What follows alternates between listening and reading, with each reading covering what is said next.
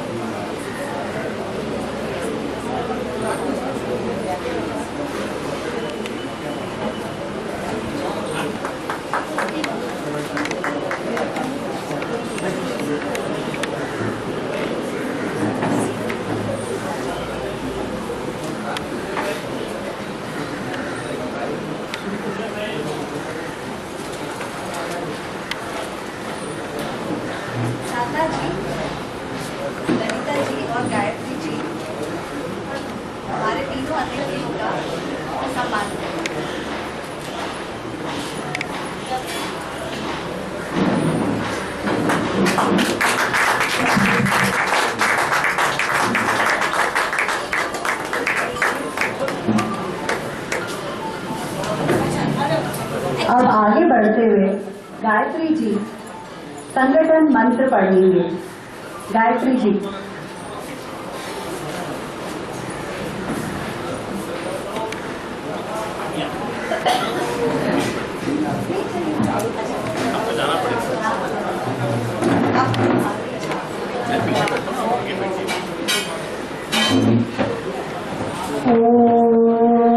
संगच्छध्वं संवदध्वं संवो मनासि जानतां देवाभागं यथा पूर्वे संजानानामुपासते समानो मन्त्रस्थलिः समानी समानं मनः स चित्तमेषां समानं मन्त्रम् अभिमन्त्रयेवः समानेन वो हविषा जुहोमि समानीव आपूतिः समाना हृदयानि वः समानमस्तु मनो यथा वस्तु सहासति। ओम शांति शांति शांति।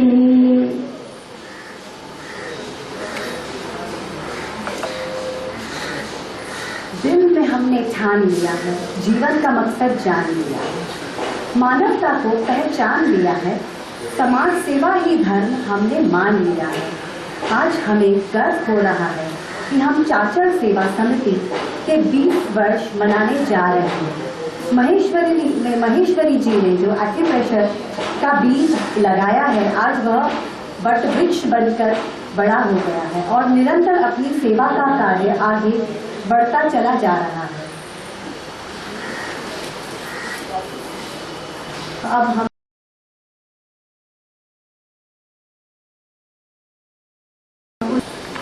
सोमवार और हर शुक्रवार को प्रति शुक्रवार शाम के 4 बजे से 6 बजे 2 घंटे हम चलाते हैं और योगा चलता है। बाकी के 3 दिनों में जो है कि मंगल बुध और गुरुवार को ये शाम को 5 बजे चलता है। और इनके साथ में और मैं सबसे बता कि हमारी एक बहुत साधना जी के साथ में हमारी जो है और बहुत ही पुरानी जो थेरेपिस्ट हैं ये भी यहाँ पर उपस्थित हैं और इनको हिप्नोटाइज करने की बहुत अच्छी बात है। थोड़ी खड़े हो जाए तो बड़ा अच्छा रहेगा कि ये जो है बहुत है।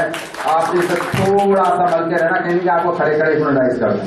ओके, ये है।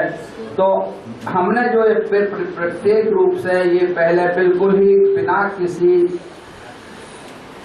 धन लिए अपने थेरेपी से शुरू किया था तो जैसा आपको पता है कि जब सब चीज़ों में इन्फ्लेशन होती चली जा रही है, बिजली बढ़ती जा रही है, तो हमने थोड़ा सा हमने जो शुल्क लेना शुरू किया था, केवल अपना जो पेपर वर्क होता है उसका पूर्ण करने के लिए, न कोई नहीं लेता। और जो हमारे यहाँ पे जो थेरेपिस्ट आते हैं वो भी बिल्कुल निःस्वार्थ सेवा देते हैं, उनको किसी प्रकार का कोई लेन देन हमारे अपने, तो उनके लिए सबसे बड़ी खाली तालियां देनी चाहिए यहाँ पर।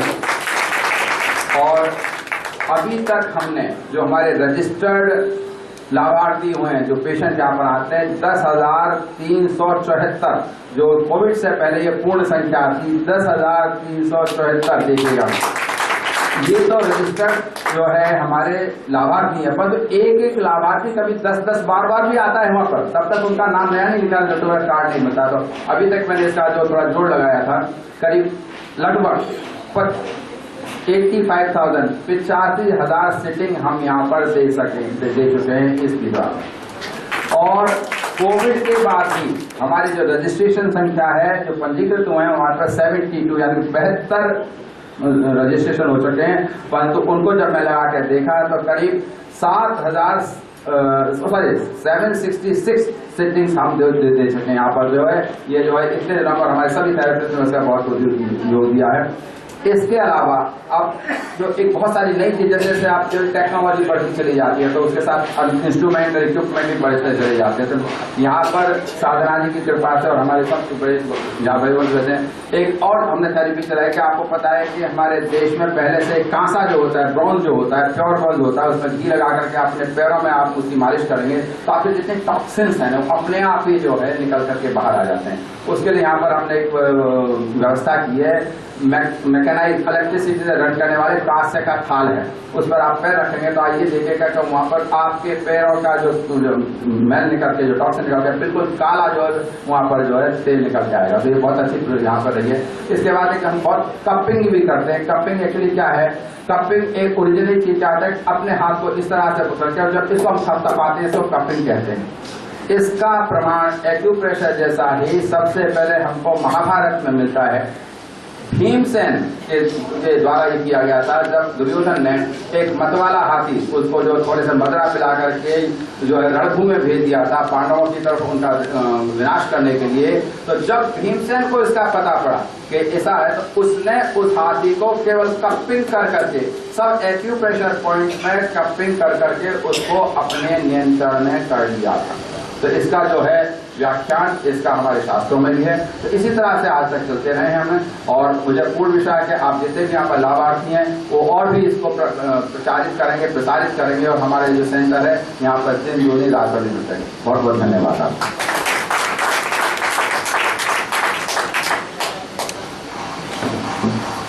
तन से करो चाहे धन से करो, सेवा करो तो निस्वार्थ मन से करो। आइए अब मैं आपको मिलवाती हूँ हमारे आए हुए अतिथियों से। ऐसे ही हमारे सारे अतिथि जो सेवा भावी है उनसे परिचित करेंगे।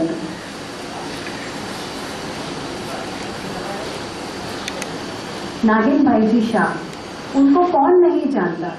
चाचर संस्था को खड़ा करने में उनका बहुत बड़ा हाथ है, बहुत बड़ा योगदान है, और इस क्षेत्र में संघ का काम बहुत समय से आगे कर रहे हैं। नागिन भाई शाह।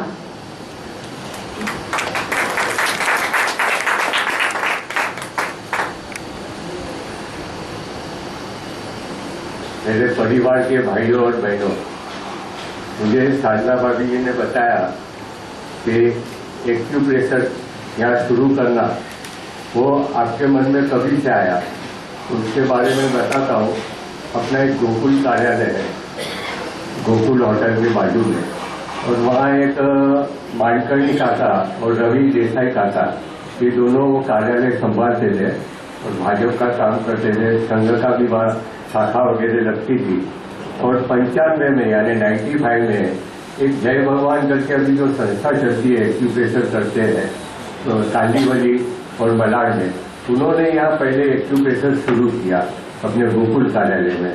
और हम लोग हर साल स्कूल खुलने के बाद हमारे बाजू के मकान में एक जो नोटबुक है वो मैन्युफैक्चरिंग देते थे, तो उनके पास से नोटबुक लाके हम वहाँ बेचते थे। ये दो काम हम करते थे, एक एक्यूप्रेशर का और एक वही बेचने का काम करते थे। यानी जो भाव से हमको वही मिली वही भाव से हम विद्यार्थी को देते थे। फिर चुनाव आया और हमारे क्रांति से नगर पालिका से जीते और उनको कार्यालय की जिम्मेदारी जरूरत थी, इसलिए फिर हमने उनको बताया कि अभी आपको यहाँ बंद करना पड़ेगा। और उसके बाद में वो लक्ष्मी नारायण मंदिर में गए और वहाँ उन्होंने एक्यूप्रेशर का काम शुरू किया। जब ये भवन बनाने की बात आई तो मेरे हाथ में पेपर आए और पेपर में जब 1972 में विश्वासराव चाचड़ जी ने यह जगह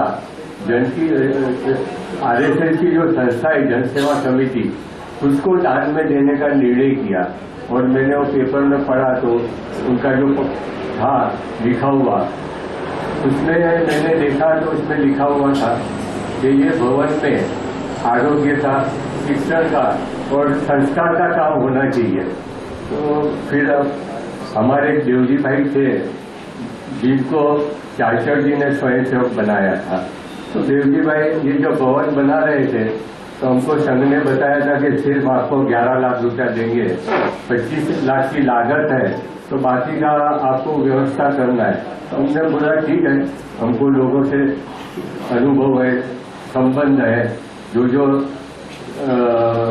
कुदरती आफत आई उस समय लोगों से हमने पैसा जमा किया। डॉक्टर हेडगेवार जी की जन्म शताब्दी के लिए सेवा निधि के लिए पैसा जमा किया। समाज से संपर्क था और कैसे लोगों को कन्विंस करना और पैसे जमा करना ये काम। तो हमारे देवजी भाई कई लोग केस पैसे देते थे तो यहाँ से लेकर संघ कार्यालय में जाते थे, वहाँ RSS जन कल्याण समिति के जो हमारे राजा भाव दामले थे उनको पैसा देते थे और वो उतनी रकम का हमको चेक देते थे और हम यहाँ भरते थे। तो देवजी भाई का कहना था कि नगीन भाई मैं जहाँ कार्यालय में गया वहाँ मैंने देखा कभी कुछ सेवा का कार्य नहीं चलता है। तो मैं बोला ठीक है, चाचड़ जी ने जो अपनी इच्छा प्रकट की है उसको हम कार्यवाही करें। तो उस समय हमारे भारतीय संचालक वालेचा जी थे, नगर के संचालक मोहनलाल गोयल जी थे और देवजी भाई और हम चार ऐसे 4 लोग बैठे और बोले ये भवन हो जाएगा उसके बाद में हमको क्या करना। तो उसमें ऐसा तय हुआ कि हम एक्यूप्रेशर इधर शुरू करेंगे। जो आजू बाजू की सेवा बस्ती है यानी झोपड़पट्टी की जो बस्ती है उसको हम सेवा बस्ती बोलते हैं। यह सेवा बस्ती में बच्चों को अपने शाखा में आते थे तो अपने को पता चलता था तो उनको पढ़ाई करने के लिए तकलीफ है, यानी उनको पढ़ाई के लिए यहाँ व्यवस्था करेंगे। यानी सुबह 7 बजे से लेकर 11 बजे यहाँ वो पढ़ाई करेंगे और 11 बजे अपने घर चले जाएंगे। लेकिन जिस दिन अपना ये होगा एक्यूप्रेशर वगैरह तो उस समय 4 से 6 वो यहाँ नहीं आएंगे, ऐसा तय हुआ। और हमको बताया गया तो मैं बोला तो ये तो हमने तय किया है लेकिन संघ से अपने को उसकी परवानगी लेनी पड़ेगी। उस समय यहाँ के राज प्रचारक जैन शस्त्र बुद्धे थे तो मैंने उनको बात की कैसे चाचड़ जी की इच्छा थी तो वो हमको पूर्ण करना चाहिए। तो उन्होंने बोला ठीक है, मैं आपकी बात से सहमत हूँ लेकिन आपको क्षेत्रीय प्रचारक मुकुंद राव जी से बात करना पड़ेगा, क्योंकि मुकुंद राव ये कार्यालय के साथ में शुरू से जुड़े हुए थे। तो मैंने मुकुंद राव जी से बात किया तो बोले नगीन भाई आपका जो ये है वो अच्छी बात है लेकिन एक ध्यान में रखना है जो भी संस्था यहाँ काम करेगी तो उस संस्था का ये पते के ऊपर रजिस्ट्रेशन नहीं होना चाहिए। तो हमने बोला ठीक है, उनका रजिस्ट्रेशन ये पते पर नहीं होगा और ये जो काम चलेगा वो जन सेवा समिति संचालित चाचड़ सेवा प्रकट इस प्रकार से यह काम चलेगा। उस तरह जो गोकुल कार्यालय में अपना चलता था एक्यूप्रेशर तो उसमें राम गांधी करके थे और वो सर्वोदय संस्था से जुड़े हुए थे। विनोबा भावे जी ने जो सर्वोदय संस्था बनाई है उनके साथ जुड़े हुए थे और उन्होंने मुझे बताया कि आप ये भवन बनाए हैं तो ये भवन में हमको एक्यूप्रेशर के लिए हमारे लिए कुछ व्यवस्था करना तो हम लोग यहाँ ट्रीटमेंट देंगे यहाँ के लोगों को। फिर अपने माहेश्वरी जी वो संघ के स्वयंसेवक थे और वो कभी अपने कार्यक्रम में भी आते थे तो मैंने बोला कि हमने इधर तय किया तो बोले कि हम लोग सभी लोग नगीन भाई ट्रीटमेंट दे रहे हैं आर्य समाज में एक्यूप्रेशर का, और आप हम लोग को बताइए, तो फिर हम लोग यहाँ सेंटर शुरू करेंगे। तो फिर हमने सोचा कि माहेश्वर जी अपने ही स्वयंसेवक है, अपने से परिचित है, और उनका ऊपर अपने अटल जी के साथ, अडवाणी जी के साथ, मुरली मनोहर जोशी जी के साथ उनका अच्छा संबंध रहा।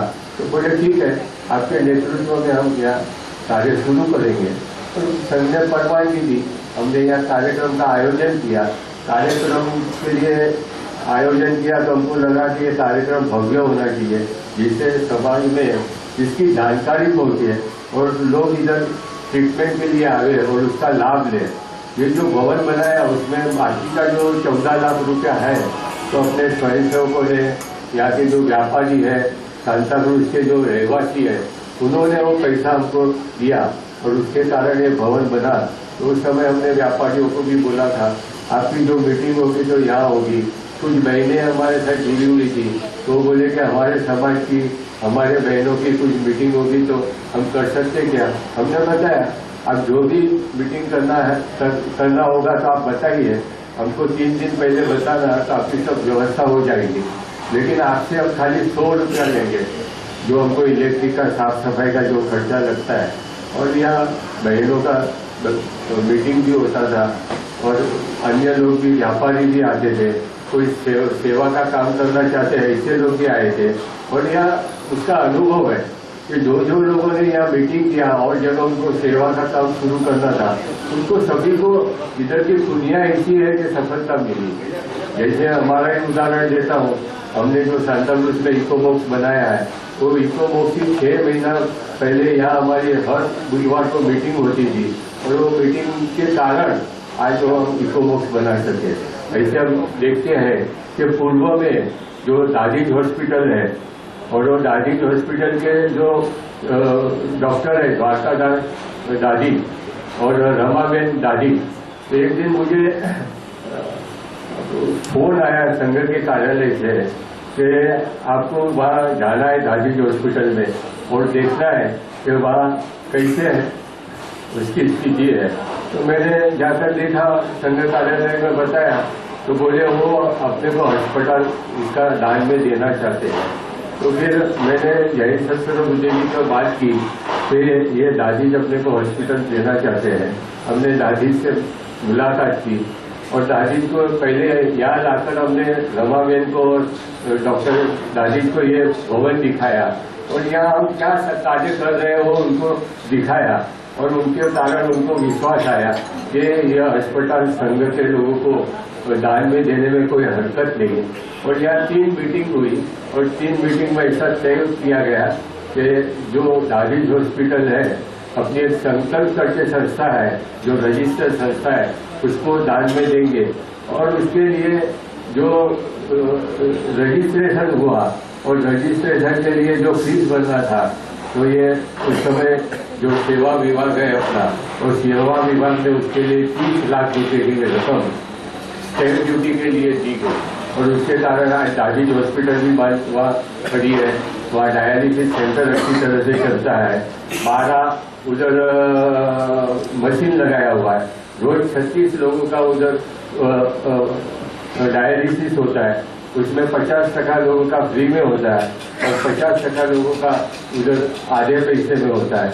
यहाँ जब कार्यक्रम को प्रभावी बनाना था तो फिर सोचा क्या करना चाहिए, तो उस समय भाजपा के उप महापौर बाबूभाई भवान जी थे और अभी जो अपने पीयूष गोयल है उनके पिताजी वेद प्रकाश गोयल जी, वो अटल जी की सरकार में सिटिंग मिनिस्टर थे और उनको हमने आमंत्रित किया गया और उनके द्वारा ये जो अपना सेवा कार्य है उसका उद्घाटन हुआ और उसकी प्रचार हो गया पूरे सांता क्रूज में, आजू बाजू के क्षेत्र में। और उस समय आपको सुनकर आश्चर्य लगेगा, इधर सभी दिन सेवा का कार्य चलता था। यानी उस समय सोमवार, बुधवार, शुक्रवार वो एक्यूप्रेशर का दिन रहता था, मंगलवार को और शनिवार को योगा रहता था, गुरुवार को अपना होम्योपैथिक डॉक्टर रहते थे। ऐसे सभी दिन इधर काम चलता था और बाकी का समय जो रहता था 7 और 11 के बीच में, लोग 4 और 6 से छोड़कर उसी समय विद्यार्थी यहाँ अभ्यास करते थे। शाम को 7:30 से 8:30 यहाँ शाखा लगती थी प्रतिदिन, और शाखा में 25-30 विद्यार्थी आते थे और प्रार्थना होती थी, और यहाँ जो निवास करते थे वो सभी उस समय प्रार्थना में सम्मिलित होते थे। इस प्रकार का ये इसका इतिहास है। और चाचर जी और ताराबहन ने जो अपना समर्पण दिखाया, उस समर्पण की शुरुआत आज चारों बाजू फैल रही है, और हमने अभी उनको आज के दिन प्रणाम करता हूँ उनको। भारत माता की जय।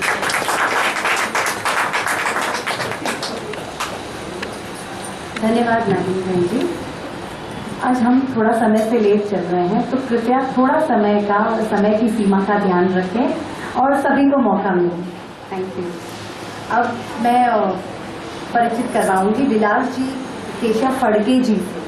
उनके बारे में क्या कहना, स्वभाव से वो इतने सरल है कि सिर्फ एक फोन किया उन्हें इनवाइट करने के लिए, और उन्होंने कहा कि मैं जाप में, हवन में फुल टाइम यही मौजूद रहूंगा। Thank you.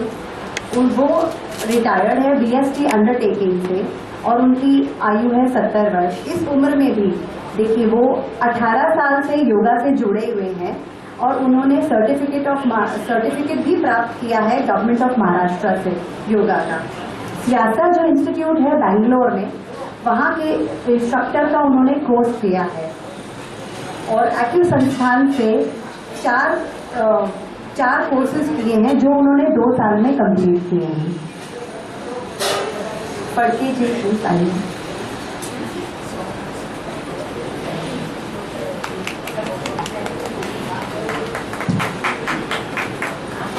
आदरणीय व्यासपीठ, उपस्थित देवी और सज्जनों,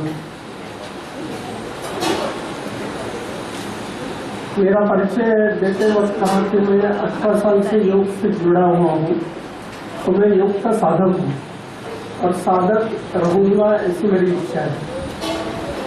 तो योग के बारे में आप सब यहाँ जो मौजूद हैं लोग, तो सब जानते हैं, क्योंकि यहाँ योगा चलता है हफ्ते में 2 दिन।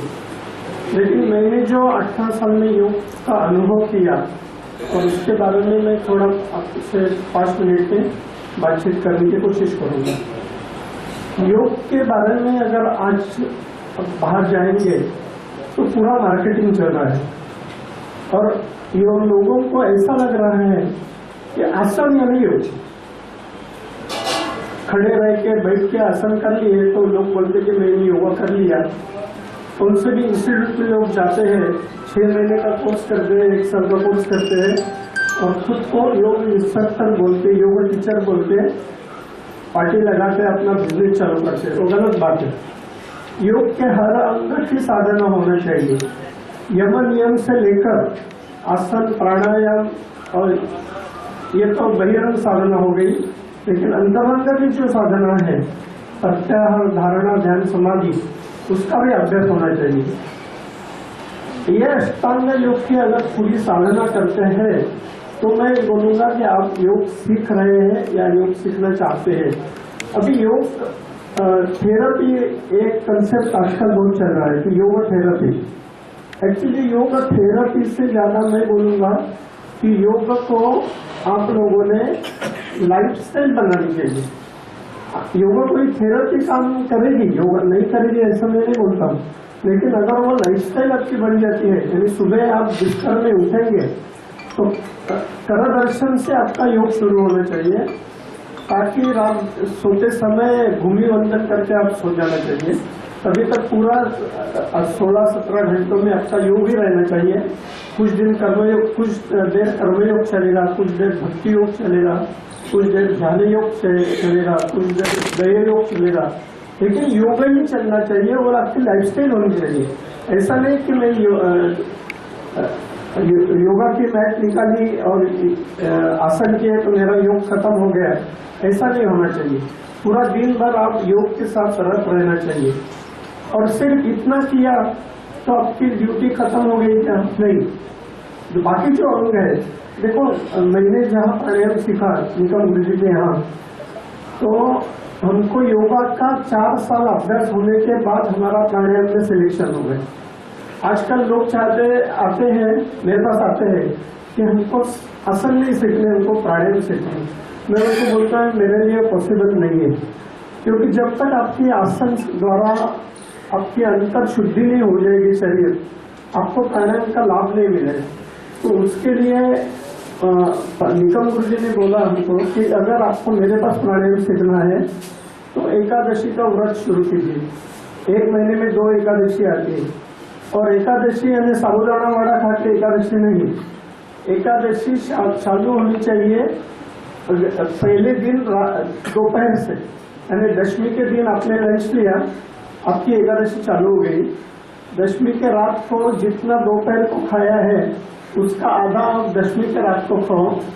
एकादशी के दिन सिर्फ नींबू शरबत, चाय कॉफी नहीं, नींबू शरबत, और आपको छाछ अच्छा लगता है तो दोपहर थोड़ा छाछ, और रात को सोते वक्त आधा कप दूध में हल्दी डाल के दूध पियो।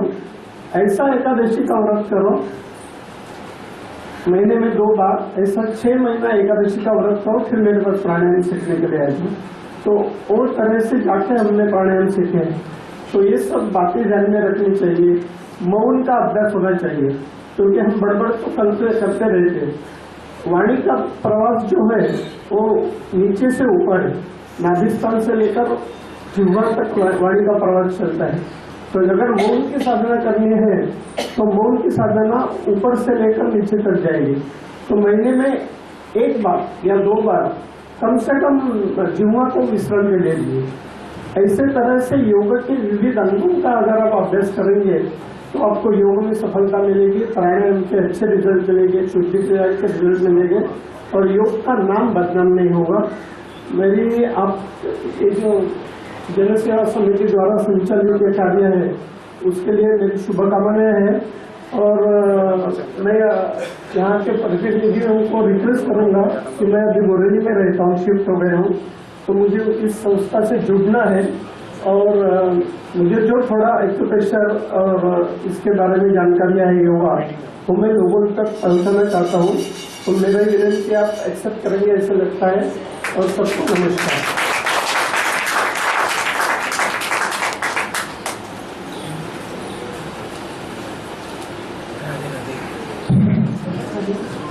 अब हम आमंत्रित करेंगे श्री डी कुमार जी को, जो एक क्लिनिकल हिप्नोथेरेपिस्ट है और माइंड प्रोग्रामर है, जो मुंबई में सबसे वरिष्ठ है, और वो एक काउंसलर है, मोटिवेटर है, ऑथर है, और उन्होंने 3 भाषाओं में ऑडियोज बनाई हैं सेल्फ इम्प्रूवमेंट के लिए, जो कि युवा पीढ़ियों के लिए मुझे लगता है बहुत ज्यादा जरूरी है। और उनका लेटेस्ट रिसर्च है कि उन्होंने स्ट्रेस बस्टर और चश्मे बनाए हैं। वो चश्मे पहनने के बाद धीरे धीरे आपका स्ट्रेस लेवल बिल्कुल 0 हो जाता है, और वो मेंटल और फिजिकल एरियाज में बिल्कुल बहुत ज्यादा काम करते हैं। D Kumar ji.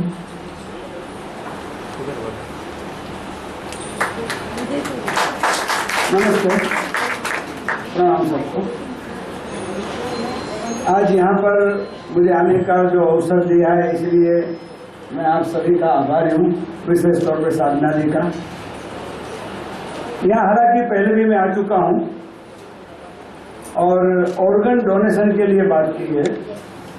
Organ donation एक ऐसी चीज है जिसके बारे में आज भी हमारे समाज में बहुत कम लोग जानते हैं, शायद जानने की कोशिश नहीं करते हैं, शायद उन्हें कोई सही गाइड करने वाला नहीं मिलता।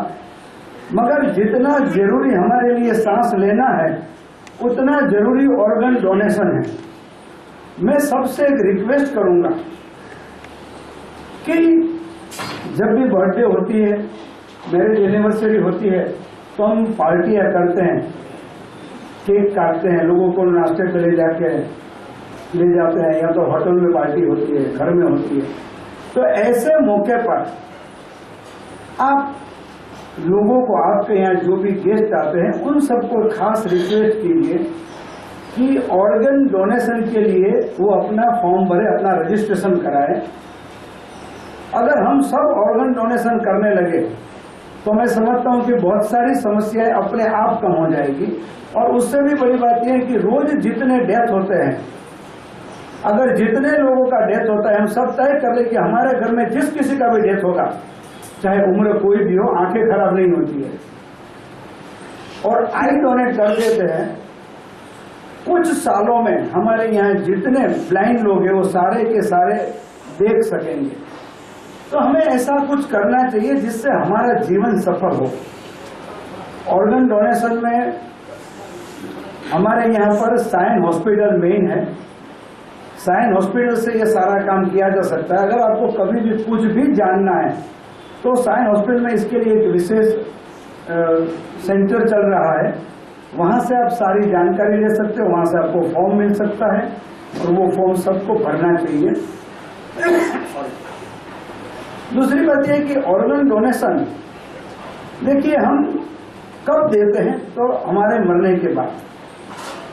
हम सब जिंदा है तब तो कुछ नहीं करते, तो मरने के बाद तो कम से कम किसी के काम में आए। ये बात भी हमारे ध्यान में होनी चाहिए, रखनी चाहिए। देखिए हम सब जो यहाँ पर जीवित है, जो भी जीवित है, उन सब का एक दिन मृत्यु निश्चित है। कब होगा, कहाँ होगा, कैसे होगा, ये हमें पता नहीं है, मगर होना है, ये बात पक्की है। तो मैं हमेशा हर किसी से ये रिक्वेस्ट करता हूँ, ये चाहता हूँ कि हम सबको ऑर्गन डोनेशन के लिए आगे बढ़ना चाहिए। मुंबई, महाराष्ट्र एक समय था जो ऑर्गन डोनेशन में नंबर 1 था। आज ये जानकर बड़ा दुख हो रहा है कि महाराष्ट्र ऑर्गन डोनेशन में 4थे नंबर पर पहुंच गया है। जो पहला नंबर रहा करता था, कई सालों तक नंबर 1 की पोजीशन पे महाराष्ट्र रहता था, मुंबई रहता था, उसकी जगह पर आज हम 4th नंबर पे पहुंच चुके हैं। तो इसका मतलब ये है कि हमारे में अवेयरनेस कम है।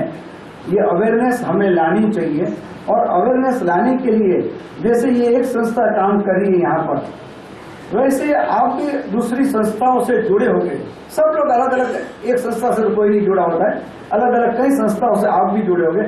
वहां पर भी ऐसे कुछ कार्यक्रम आयोजन कीजिए, लोगों को बुलाइए अवेयरनेस लाने के लिए कि ऑर्गन डोनेशन क्या है, शरीर के कौन कौन से हिस्से आप ऑर्गन डोनेशन में दे सकते हैं। कई लोग यही जानते और यही समझते कि सिर्फ आंखों का ही ऑर्गन डोनेशन में आता है, ये नहीं है। आप चमड़ी भी दे सकते हैं, लीवर ट्रांसप्लांट भी हो सकता है। शरीर के जितने अंग है, मेजॉरिटी हमारा शरीर पूरा किसी न किसी को काम में आ सकता है। तो कई लोग हमारे यहाँ बॉडी डोनेट भी करते हैं, और जो बॉडी डोनेट, क्योंकि हम आखिर क्या करते हैं, चाहे शरीर किसी का भी हो, हमारा हो या हमारे घर के बड़े बुजुर्गों का हो, आखिरकार तो हम उसे जला देते हैं, उसे मिट्टी में मिला देते हैं। तो अगर उससे अच्छा है कि उससे पहले ये शरीर साइन हॉस्पिटल को दे दिया जाए ऑर्गन डोनेशन के लिए, और वहां से जितने ऑर्गन्स काम में आ सकते हैं, जितनी स्किन काम में आती है। आपको पता नहीं होगा कि हमारे यहाँ कितने बर्न के केस होते हैं, कितने लोग जल जाते हैं कई तरह से, और जब वो जल जाते हैं तब उनके लिए ग्राफ्टिंग के लिए चमड़ी चाहिए। हमारी अच्छी चमड़ी हम वैसे ही जला देते हैं जब एक्सपायर हो जाते हैं। तो ये चमड़ी भी अगर वो उतार लेते हैं और बाद में आपको बॉडी देते हैं, बॉडी अगर आपको चाहिए तो वो देते भी है, नहीं चाहिए तो वो पूरी बॉडी का यूज कर लेते हैं। तो इन शॉर्ट मैं ये जरूर चाहूंगा कि आज जब ये संस्था चाचर स्मृति सेवा समिति 21वें साल में प्रवेश कर चुकी है, तो मतलब ये यंग हो गई है, युवा हो गई है, अब वो बच्ची नहीं रही। इतने सालों से जो सेवा किए उसका कोई हिसाब नहीं है। जैसे भी नवीन भाई ने बताया कि कितने हजार लोगों ने यहाँ पर सेवा ली है, कितने लोग यहाँ पर सेवा दे रहे हैं। तो देखिए, सेवा लेने वाले और देने वाले दोनों हर जगह होते हैं, मगर इसके साथ अगर हम कुछ ऐसा भी काम करके जाए तो लगता है कि हमारे बाद भी लोग हमें याद करके रहे।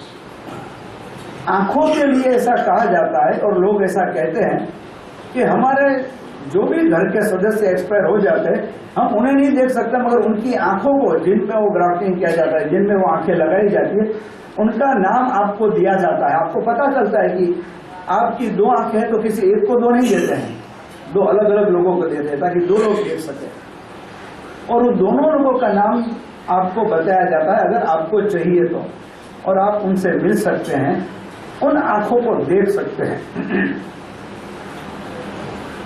सो ऑर्गन डोनेशन एक ऐसा उम्दा कार्य है कि जिसके लिए कोई शब्द है ही नहीं कि जो इस कार्य को सराह सके। हम बाकी बहुत सारी चीजें करते हैं तो उसके साथ ऑर्गन डोनेशन के लिए भी अगर हम सब मिलकर काम करें तो मुझे लगता है कि आज हमारा समाज जहां पर है उससे हम उसे काफी ऊपर तक उठा सकते हैं। आप सबसे मेरी फिर से एक दफे पर्सनल रिक्वेस्ट है कि यहाँ पर जैसे मुझे बताया गया है बहुत से थेरेपिस्ट बैठे हुए हैं, मैं हर थेरेपिस्ट से भी रिक्वेस्ट करूंगा और जितने हमारे बड़े बुजुर्ग बैठे हैं उन सबसे भी रिक्वेस्ट करूंगा, क्योंकि आपकी बातों को लोग मानते हैं, सुनते हैं, समझते हैं और उन्हें फॉलो करते हैं। तो ये हमारा कर्तव्य है कि हम जो कुछ भी कर सके इसके लिए करें। फिर से यहाँ पर मुझे आमंत्रित करने के लिए आप सभी का शुक्रिया अदा करता हूँ। मेरे परिचय में बताया गया था उसमें से एक छोटी सी बात मैं बताना चाहूंगा आप सबसे। जो परिचय में बताया गया उसमें वो नहीं थी। पिछले 2 साल से अब 3रा साल शुरू हो चुका है, हम एक ऑल्टरनेटिव थेरेपी को प्रमोट करने के लिए मैगजीन पब्लिश कर रहे हैं, priority working towards better health. ये मैगजीन सबके लिए फ्री है, 1 रुपया भी मैगजीन का चार्जेस किसी से भी नहीं लिया जाता है। और आपको ये जानकर आश्चर्य होगा कि आज सिर्फ 2 साल में ये मैगजीन 10 लाख से ज्यादा सब्सक्राइबर हो चुके हैं, मतलब 10 लाख से ज्यादा लोगों तक पहुंच रहा है। तो ये बहुत बड़ी अचीवमेंट है हमारी संस्था की, जो 6th sense research association and holistic medicine के नाम से जानी जाती है, रजिस्टर्ड संस्था है, ऑल इंडिया बेस पे काम करती है। मैं चाहूंगा कि यहाँ जितने लोग आज आए हैं उनका कोई एक लिस्ट अगर होगा तो हमें दे दीजिएगा, तो लिस्ट हम हमारे बाकी लिस्ट के अंदर जोड़ देंगे और आप सबको भी ये मैगजीन आपके व्हाट्सएप के थ्रू आ जाएगा। आपको ये ई मैगजीन है, हर महीने की 15 तारीख को पब्लिश होता है। Thank you very much. Thank you.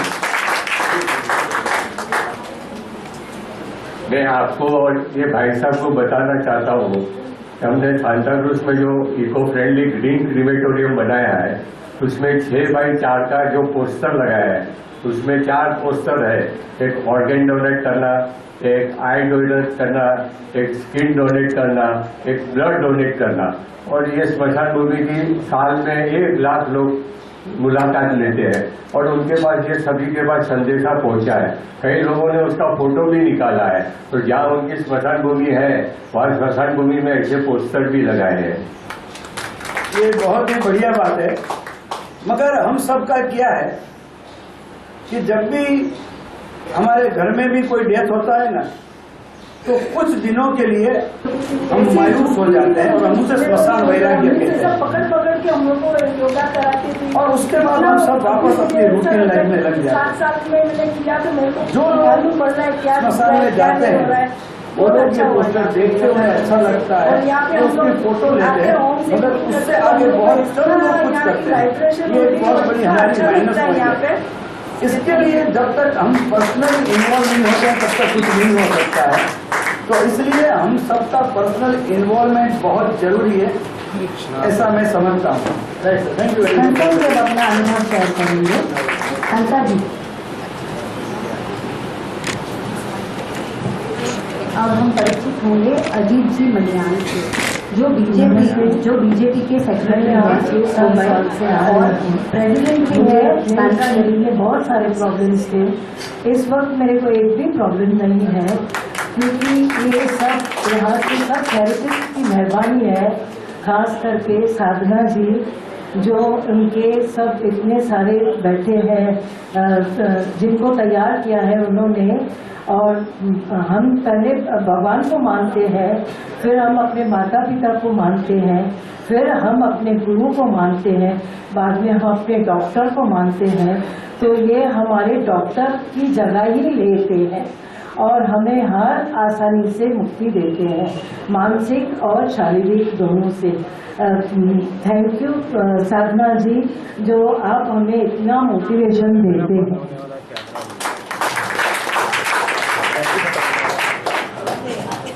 अब सबीना जी अपना अनुभव शेयर करेंगे। जिन्हें एक्यूप्रेशर से काफ़ी फायदा हुआ है।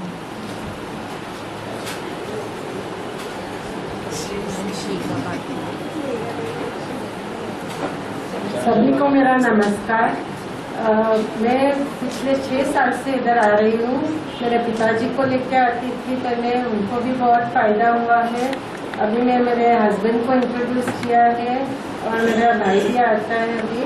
और शर्मा सर, शाह सर, साधना मैम है, गायत्री मैम है, निशा मैम, प्रियंका मैम, सब ने बहुत अच्छे से एक्यूप्रेशर वो जिमी से करते हैं, रिंग वगैरह से फिंगर में जो 5 मिनट्स के इंटरेक्शन में करने का है, वो सब हम लोग घर में भी करते हैं प्रैक्टिस।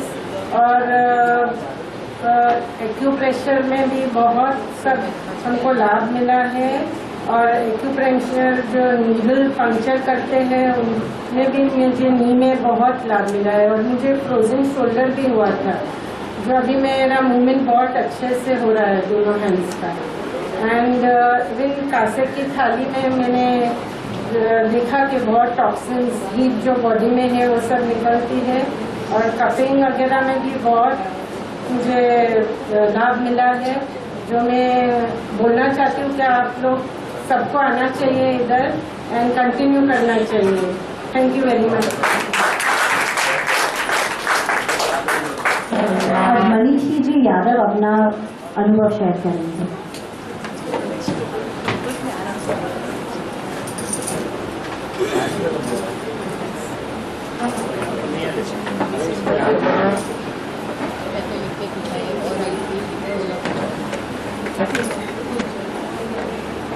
सबसे पहले मैं अपनी जया मैम को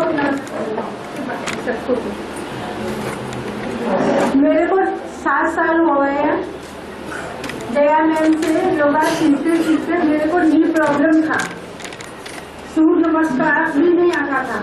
मैं जया मैम से सीखे और योगा करने से मन को और शांति मिलती है, इसलिए सबको योगा करना चाहिए। इसके तनाव और चिंता दूर रहती है। धन्यवाद। पहले एक्यूपंक्चर और एक्यूप्रेशर गवर्नमेंट रिकॉग्नाइज नहीं था और वह भी गवर्नमेंट रिकॉग्नाइज हो चुका है। और हमारे यहाँ 3 ऐसे थेरेपिस्ट हैं जो गवर्नमेंट द्वारा रिकॉग्नाइज है। वो है साधना जी शाह, गायत्री जी कामत और प्रियंका जी दहाके।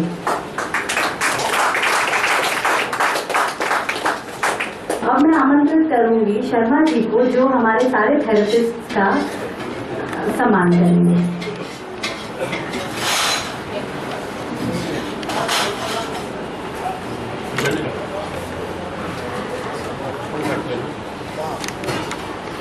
देखिए, वैसे जैसे बताया गया, भगवान की जब इच्छा होती है ना किसी को निमित्त करके वहाँ पर जो है भेजते हैं। तो हमारे जो थेरेपिस्ट हैं वो भी भगवान की निमित्त ही यहाँ पर आ पाए और उनके द्वारा जो आज तक लाभ हुआ है हमारे लाभार्थियों के, तो इसलिए कभी कभी आवश्यकता है कि उनका मनोबल बढ़ाने के लिए, हमारे अपने थेरेपिस्ट का जो है उनका मनोबल बढ़ाने के लिए हमें उनकी सेवाओं का जो है उल्लेख और उनको रिकॉग्नाइज कर देना चाहिए। तो आज तक अभी तक जो हमारे थेरेपिस्ट यहाँ पर रहे हैं उन्हीं सबके इसमें ध्यान रखते हैं। हम सभी का सम्मान करने के लिए उनको एक एक करके बुलाते हैं और उनको जो है सम्मान की सूचना निमित्त जो दिया गया है वो दिए गए हैं। तो सबसे पहले हरचंद भाई शाह, ये बहुत पुराने हमारे जो है थेरेपिस्ट हैं, बहुत और उम्र में भी बहुत बड़े हैं हमसे सबसे।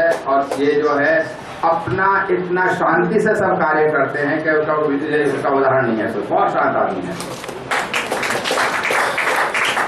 और ये भी हमारे पहले दिन से यहाँ पे जुड़े हुए हैं। और तो दूसरे जो हमारे थेरेपिस्ट पहले दिन से ही जुड़े हुए हैं वो हैं हमारे महेंद्र बंडी जी। कृपया आइए महाराज।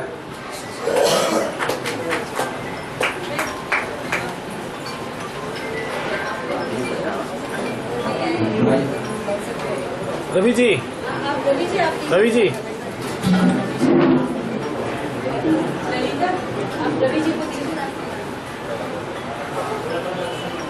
थोड़ा इधर। और साधना जी की तो जो उपलब्धियां होना आपने बहुत सुनी, तभी मैं साधना जी को आमंत्रित करता हूँ। साधना जी प्लीज।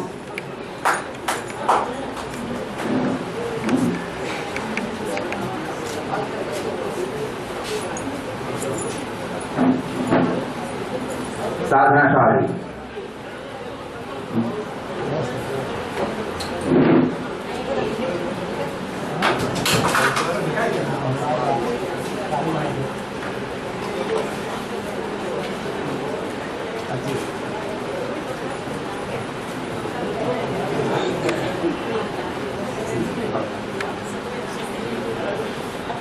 बहुत बहुत धन्यवाद आपका साधना जी। इस सेंटर की जो उन्नति है उसमें इनका बहुत बड़ा योगदान है और इनके द्वारा जो शिक्षित थेरेपिस्ट ने उठा। अभी आते हैं नक्शा आते हैं गायत्री कामत जी।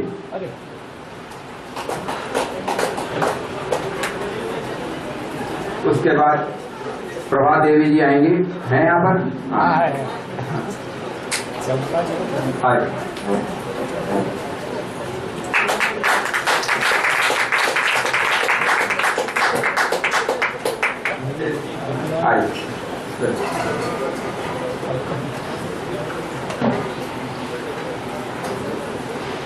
और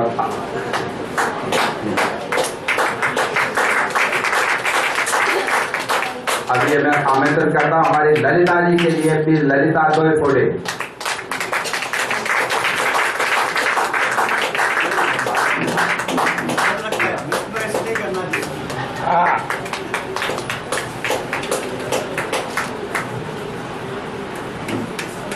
कुमरेश शर्मा जी, जो कि यहाँ शुरुआत से हमें कर रहे हैं, सेवा दे रहे हैं।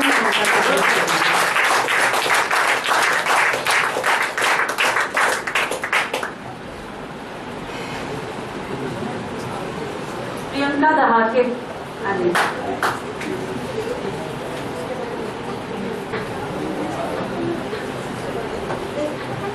नंबर उनको पहले से बता दिया।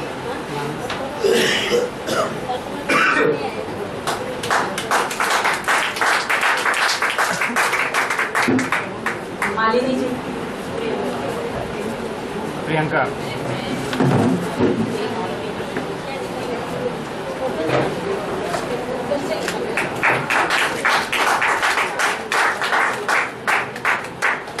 अनीशा पुनमिया, मालिनी,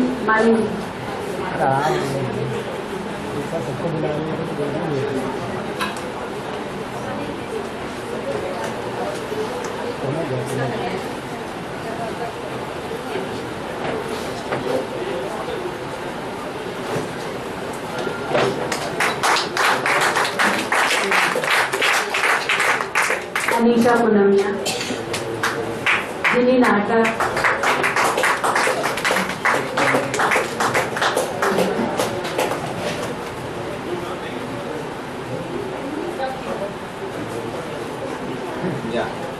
जिनी नाटक, जया विश्वकर्मा,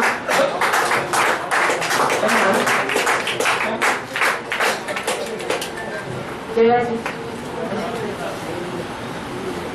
अशोक नगरकर जी,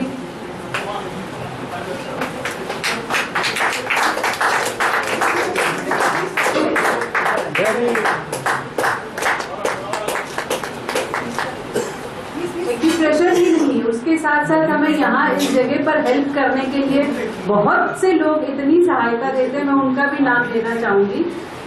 श्रीनिवास,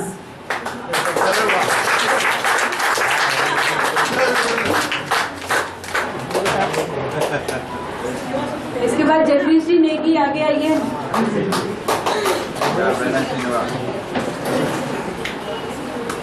ये छोटा होने के नाते हम इसको बहुत डांट देते, बहुत सुना देते, बहुत कुछ कर देते और काम भी करवा देते हैं। सभी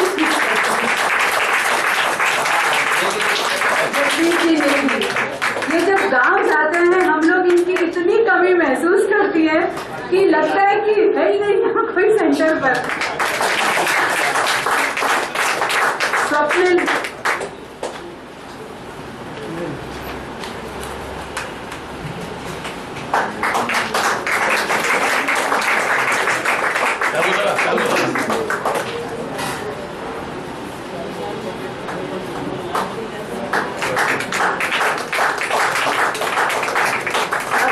रवि अय्यर जी से निवेदन करूंगी कि अपने वक्तव्य पेश करें।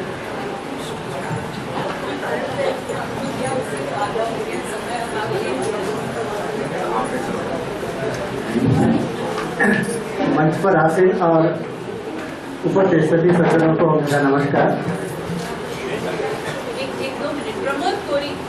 प्रमोद कोरी।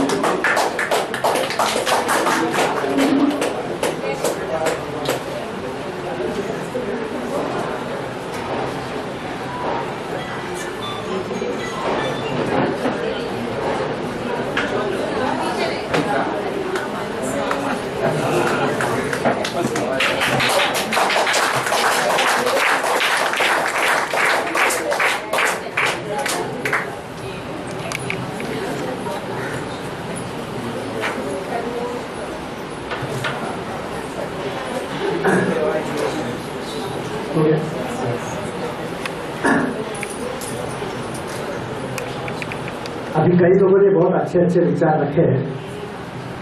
सुनते समय एक विचार ध्यान में आया तो क्यों ना हम यहाँ कहीं एक आपको ठीक लगे तो एक स्लोगन लिख के रख सकते हैं, जीते जी विद्यादान और मरने के बाद देहदान। बहुत अच्छा, मैंने भी देहदान दिया है। हममें से कई लोगों ने नेत्रदान, स्किन दान, ऑर्गन डोनेट किया होगा, लेकिन आप यहाँ एक एल्बम बनाइए। जितने लोग आपके पहचान के इस परिसर में रहते हैं जिन्होंने कोई भी इस प्रकार का दान दिया होगा, वो एल्बम यहाँ रहेगा।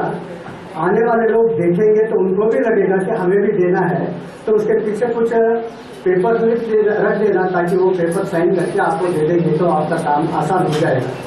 तो मैं समझता हूँ इसको प्रमोट करना बहुत जरूरी है। प्रतिदिन भारत में 20,000 से ज्यादा लोग मरते हैं। अगर ये सब लोग नेत्रदान करेंगे, 15 दिन के अंदर भारत के सारे अंधे लोगों को नेत्र मिल जाएगा। लेकिन होता नहीं क्यों? और भी ज्यादा वॉलंटियर्स चाहिए इसको प्रमोट करने के लिए। जैसे उन्होंने कहा कि अवेयरनेस चाहिए।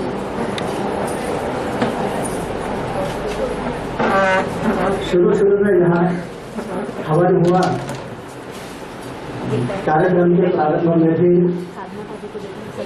उन्होंने एक मंत्र कहा, एकता मंत्र, संगच्छध्वम संवर्धत्वम। यानी हम सब लोगों का चलने का दिशा एक होना चाहिए, हमारा विचार एक दिशा में होना चाहिए और हमारा हृदय भी एक दूसरे से मिलना चाहिए। आज से कुछ 10 साल पहले दक्षिण अफ्रीका में जो राष्ट्रपति हो गए थेबो एम्बेकी, उनके सामने एक समस्या थी कि वहाँ आप दक्षिण अफ्रीका के क्रिकेट टीम से अगर देखेंगे तो उसमें कई काले रंग के तेज गेंदबाज भी दिखाई देंगे। कोई गोरे रंग के अच्छे बैट्समैन या बॉलर, एलन डोनाल्ड था, वो बॉलर था, वो भी गोरे रंग का है, यूरोप का आदमी है। और हशीम अमला जैसे भारतीय लोग भी वहाँ खेलते हैं। तो एक ही अफ्रीका में, दक्षिण अफ्रीका में 90% लोग काले रंग के हैं, लेकिन उनके देश में जितने भी छोटे छोटे गांव हैं वहाँ व्यापारी हमारे उत्तर प्रदेश से, तमिलनाडु से, गुजरात से गए हुए भारतीय लोग हैं। यहाँ तक कि महात्मा गांधी भी वहाँ गए थे, वहाँ जाकर सेवा किया, जिसके कारण मोहनदास करमचंद गांधी महात्मा गांधी बने। 23 साल वहाँ रहे। वहाँ जब देश स्वतंत्र हुआ तो थोड़े इकाइयों में अंग्रेज लोग, लेकिन सारे बड़े उद्योगपति वहाँ है। अगर हम भावना में आकर कहेंगे कि सारे अंग्रेज लोग यहाँ से निकल जाओ तो वहाँ का आर्थिक व्यवस्था एकदम खराब हो जाएगा और क्रिकेट में और रग्बी में 1 नंबर नहीं पा सकते हैं वो लोग। फिर 90% से भी ज्यादा लोग तो काले लोग हैं, उनको तो बाहर जाने के लिए कोई नहीं कहेगा, ये तो उनका ही देश था। और भारतीय लोगों को भी निकल जाओ यहाँ से कहेंगे तो गांव-गांव में जो सप्लाई चेन बनाया है वहाँ के लोग भूखे रह जाएंगे, क्योंकि वहाँ तक बच्चों को दूध तक नहीं मिलेगा। वहाँ के अच्छे अच्छे डॉक्टर, वहाँ के अच्छे अच्छे शिक्षक भारतीय है। तब थेबो के राष्ट्रपति ने कहा कि 3 अलग रंग के लोग एक साथ रह सकते कैसे? तो वेद में लिखा है संगच्छध्वं संबोधत्वम्। 10,000 साल पहले जो मंत्र दिया वही हमारे देश को बचा सकता है, ऐसा उन्होंने कहा। तो आप समझ सकते हो यह जो वेद है जो 10,000 साल पहला लिखा गया, जिसमें से कुछ श्लोक को हमने दोहराया, उसी के आधार पर हमने हवन वगैरह किया। विश्व का सबसे प्राचीन परंपरा, लेकिन पुराने होने के साथ साथ आज भी हमको उपयोग में ला सकता है, ऐसा है। एक दो उदाहरण देता हूँ, ज्यादा देना ठीक नहीं लगेगा अभी समय भोजन के और आपके बीच में मैं खड़ा रहूं। नैनीताल नाम बहुत सारे लोगों ने सुना होगा, क्योंकि गर्मी के दिनों में बहुत सारे लोग वहाँ आराम करने के लिए जाते हैं पहाड़ के ऊपर। नैनीताल के पास एक बाबा जी का आश्रम है, वो है, वे आज विद्यमान नहीं है। 1973 में उनका देहांत हो गया था। वे है नीम करोली बाबा, नाम सुना है कुछ लोगों ने? बहुत अच्छा। 1974 में एक 19 साल का लड़का अमेरिका से भारत में आया और घूमते घूमते इनके आश्रम में पहुंचा।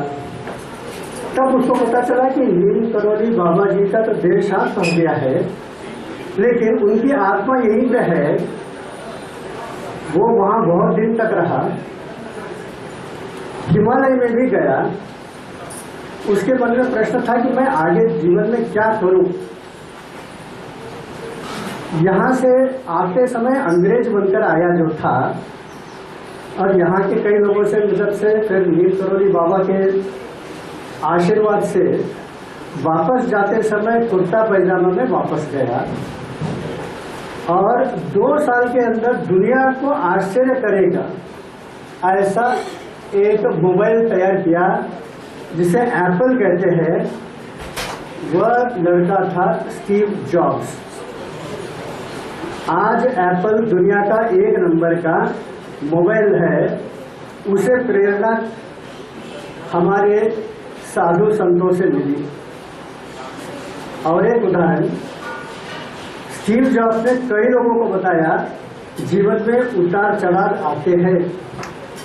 आज बहुत आपको पीछे दुनिया भाग रही है, कल वही दुनिया तुम्हें गालियां भी दे सकती है। ऐसे समय पर जरूर भारत में जाना। मुझे जो मार्गदर्शन मिला नैनीताल के पास जो गांव है वहाँ, तो आप भी चले जाओ नीम करोली बाबा के पास, आपका सारा समस्या ठीक होगा। 2007 में एक बहुत छोटा सा लड़का, 20 साल का लड़का, दुनिया का आश्चर्य करने वाला फेसबुक बनाया था। फेसबुक आज जितने भी 14 साल के बच्चे हैं वो सब लोग जानते हैं, सबके पास फेसबुक अकाउंट होता है। उसका नाम था मार्क जुकरबर्ग।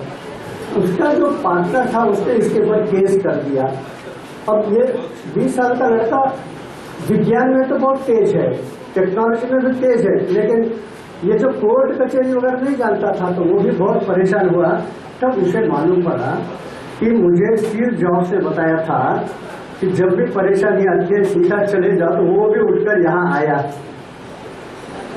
बाद में वापस गया।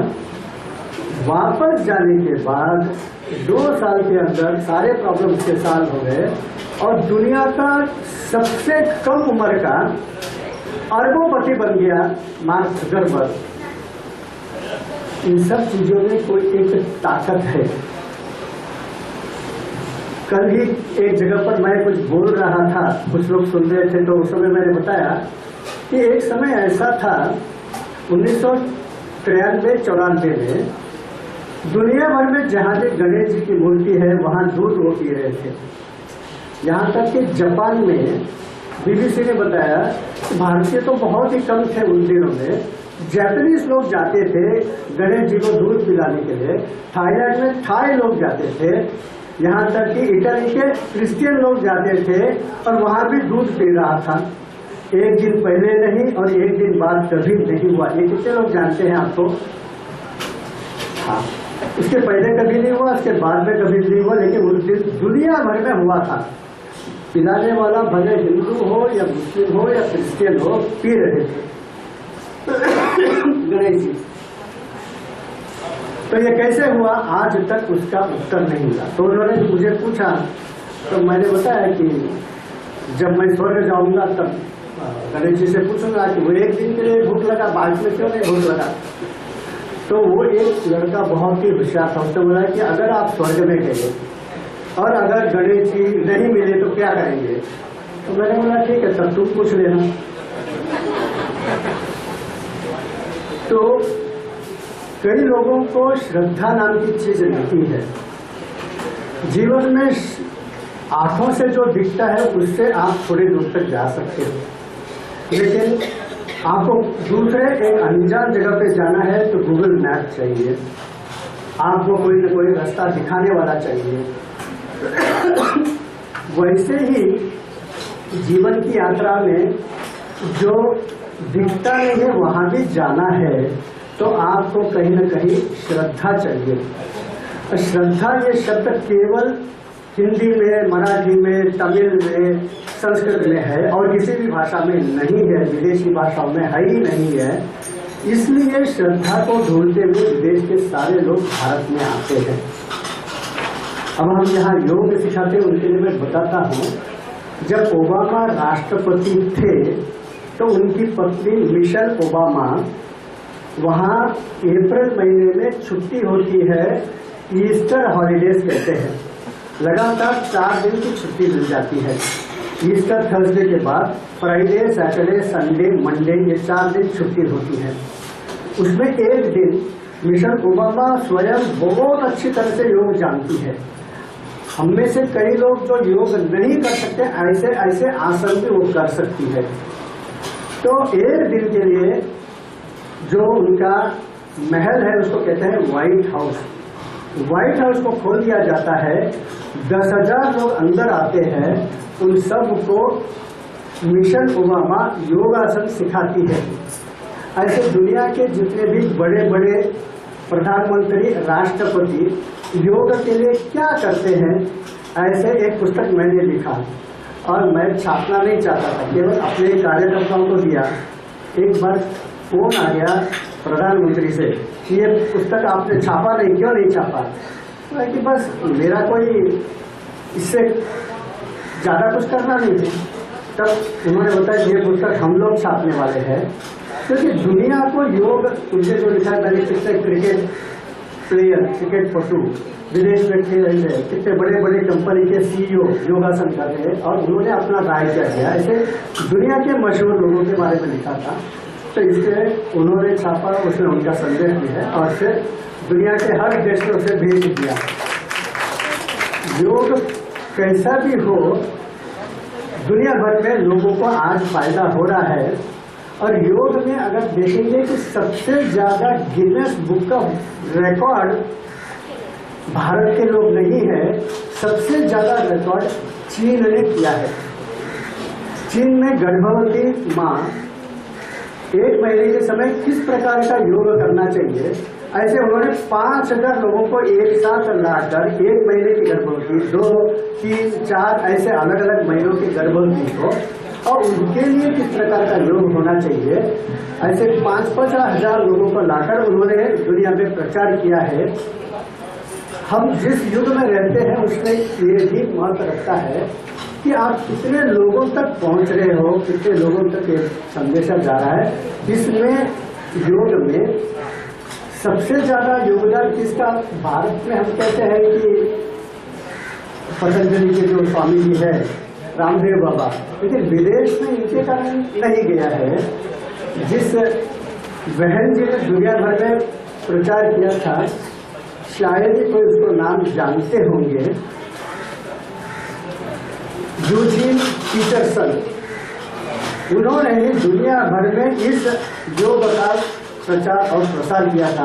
बहुत कम लोग जानते होंगे, उनका फोटो तक लोग पहचान नहीं पाएंगे, लेकिन उन्होंने सबसे ज़्यादा किया। बाद में बीके सरियता ने भी किया है। तो मैं अभी अपना वाणी को यही विराम देता हूँ। आप में से किसी को 1 या 2 प्रश्न पूछना है तो पूछ सकते हैं, बाद में भोजन तैयार है तो भोजन वालों के लिए थोड़ा समय दे देता। आप में से किसी को कुछ पूछना है तो पूछ सकते हैं, नहीं तो हम यही से समाप्त करें।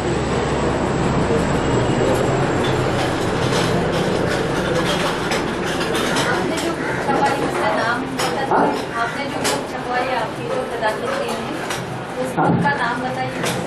मेरे पुस्तक का नाम अंग्रेजी में हिंदी में दोनों भाषाओं में है।